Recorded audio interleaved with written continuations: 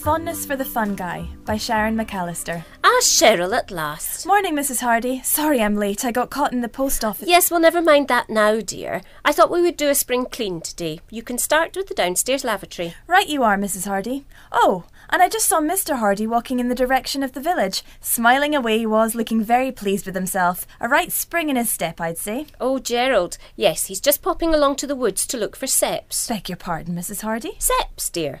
Oh, I thought that's what you said. Yes, dear, it's his passion. And don't you mind, Mrs. Hardy? I indulge him, dear. Keeps him quiet. I think it's the experimental in him. He likes to think up new and imaginative ways with them, and I can't be bothered, so I let him fiddle around. To be honest with you, dear, it's all a bit messy for me. Oh, I see. Yes, best let them explore their creative urges, don't you think? And after nearly 30 years of marriage, I count myself lucky. You do? Well, yes, dear. I mean, look at Marjorie Soames. Dear goodness, she's a golf widow. Yes, I think this is a much lesser vice. I mean, Gerald can only partake of his, shall we call it his little hobby, at this time of the year. Oh, so he's not looking out in the woods all the time? Well, 2 or 3 times a week lately, and I must say he does come back very pleased with himself.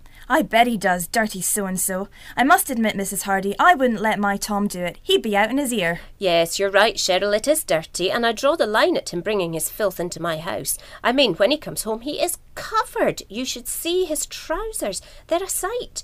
Get yourself in the garden shed, I always tell him, and wipe yourself down with a newspaper. Oh, I wouldn't have him in the house. Not if he was the last man on earth. I don't know how you stay so calm. Well, like I say, dear, after 30 years of marriage, it's amazing what you'll put up with. Oh, I think I can hear him now. Gosh, that was quick. Barbara! Barbara! In here, Gerald. Where are you, Barbara? God, you should have seen them. One of the most beautiful little fiery red foxes was lying in wait for me under that large oak in the forest. Little beauty just waiting to be plucked. Oh, hello, Cheryl. I didn't see you there behind the door.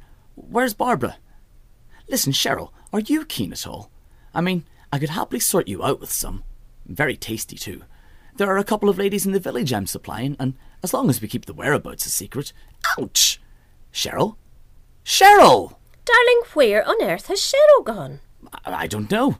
The darndest thing just happened. She just clocked me one right over the head with the mop. What on earth for? Can't think why. Maybe because I was banging on about how I could get her some seps. Maybe she doesn't share our passion for fungi. Did you say our passion for fungi, Gerald? I might just hit you with the mop myself.